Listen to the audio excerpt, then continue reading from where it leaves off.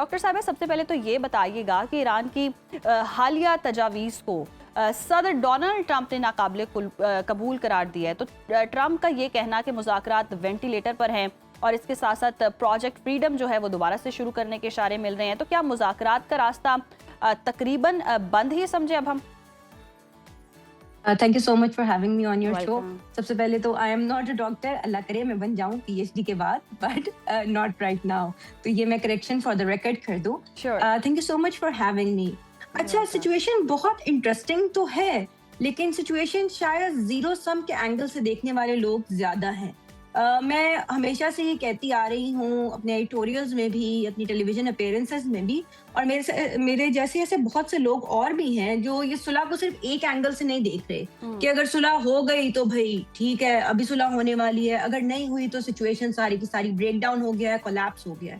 کیونکہ یہ ہم سب جانتے ہیں کہ ایران اور امریکہ کے درمیان 1979 سے ہی، بالکل 1979 سے جو کشیدگی چلتی آ رہی ہے، کئی دہائیوں کی کشیدگی ہے اور اتنے گمبھیر مسائل کے اوپر کشیدگی ہے.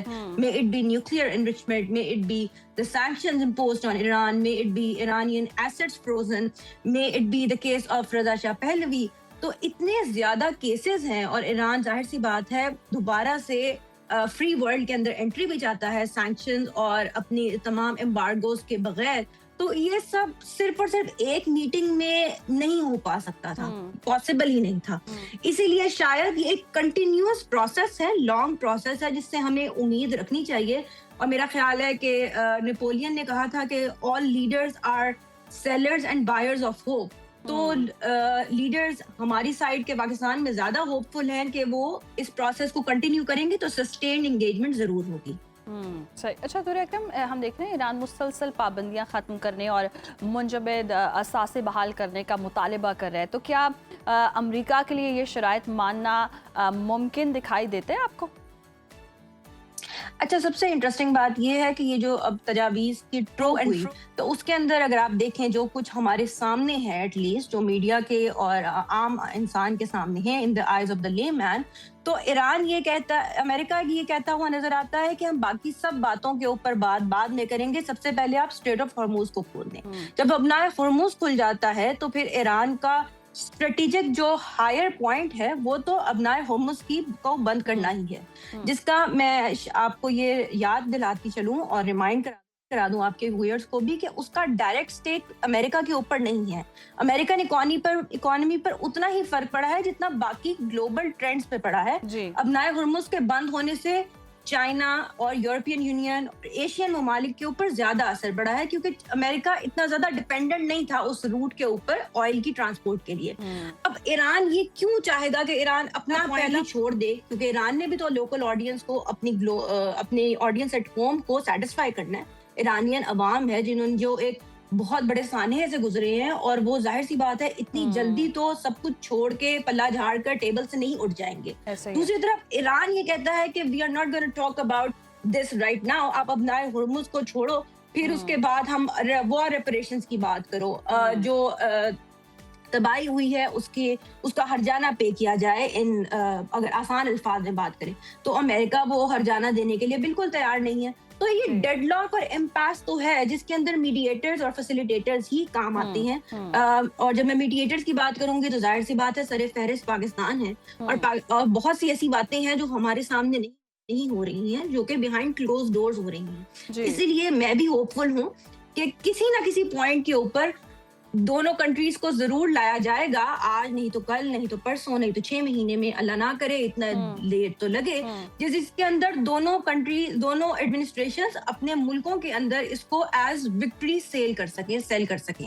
تو جب تک وہ نہیں ہو جاتا تب تک بالکل وہ تو ہم انڈرسٹینڈ کر پا رہے ہیں کہ کہیں نہ کہیں ایک وکٹری والی سٹیج لا کر کہیں نہ کہیں اناؤنس کرنا چاہتے ہیں، کوئی ایسی اسٹریٹجی اپنانا چاہتے ہیں. لیکن جنگ کی بھی اگر ہم دیکھیں باتیں ہو رہی ہیں، ان کیس اگر جنگ چھڑ جاتی ہے، ایران نے اعلان کیا ہے کہ اگر جنگ مسلط کی گئی تو بھرپور دفاع ہوگا، تو کیا ایران واقعی براہ راست امریکی حملے کو روکنے کی عسکری صلاحیت رکھتا ہے، یا امریکہ بھی یہ جنگ اگر ہم دیکھیں تو افورڈ کر سکتا ہے؟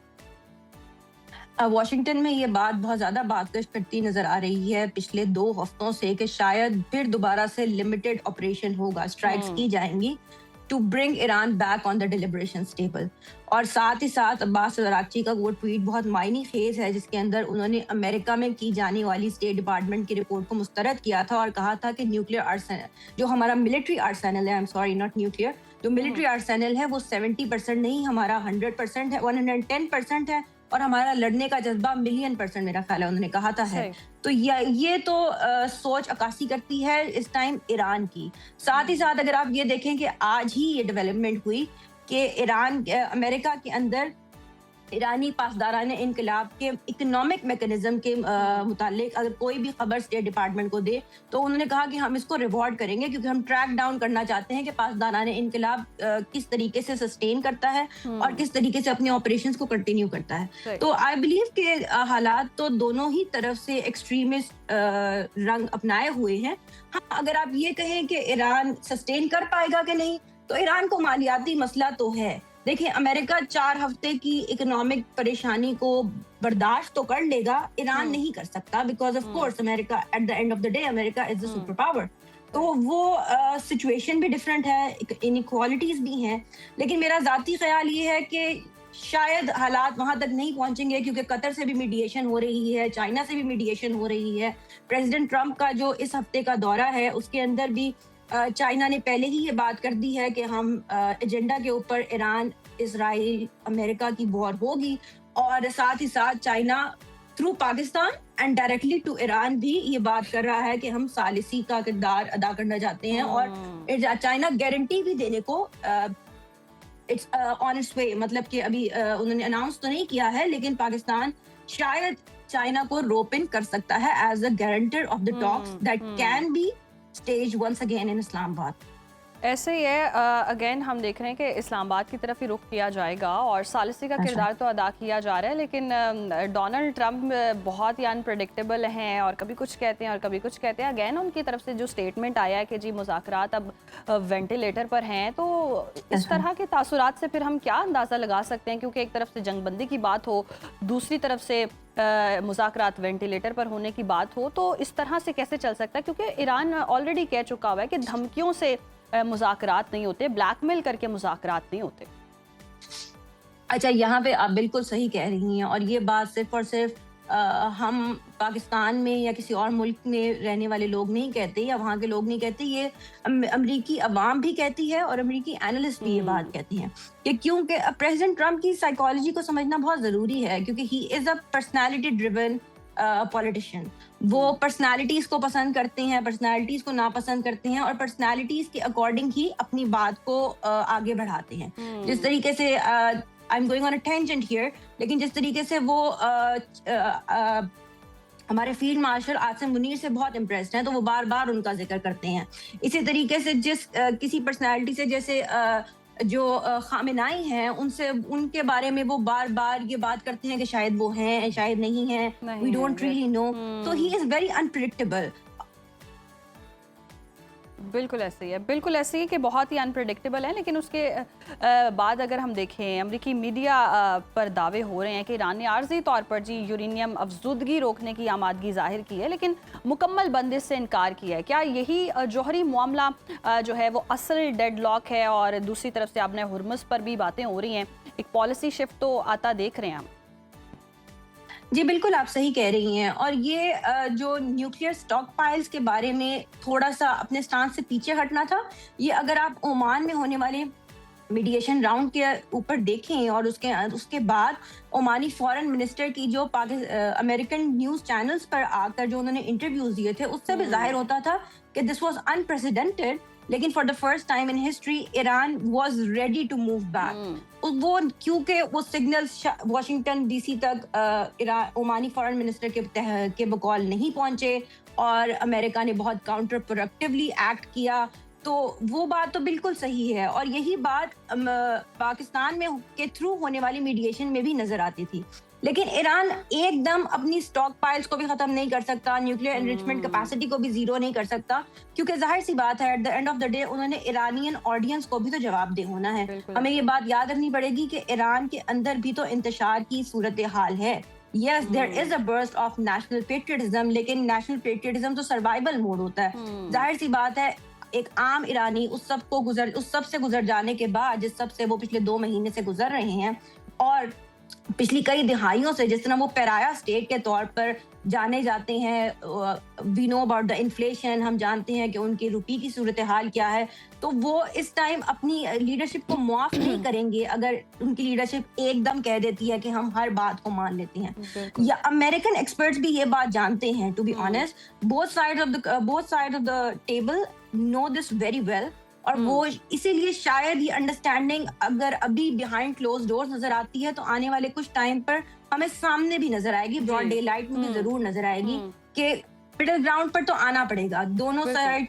دونوں ہی سائڈز اپنی ہی ساری شرائط نہیں منوا سکتی. بالکل ایسے ہی اس کے اندر یہ دیکھنے کی ایک اور چیز ہے، ہم ایک اور پلیئر بھی دیکھتے ہیں، اکثر سنتے بھی آئے ہیں کہ جی جنگ جو ہے وہ مسلط کی گئی، اسرائیل کا ایجنڈا تھا اور کہیں نہ کہیں ان کے آبجیکٹیوز تھے. امریکہ زبردستی اس جنگ میں آیا اور پری پلان نہیں تھی یہ جنگ، اور پھر اس کو اس کے نتائج بھی بھگتنے پڑے. تو آلریڈی ڈونلڈ ٹرمپ پر بہت پریشر ہے، امریکہ پر بہت پریشر ہے.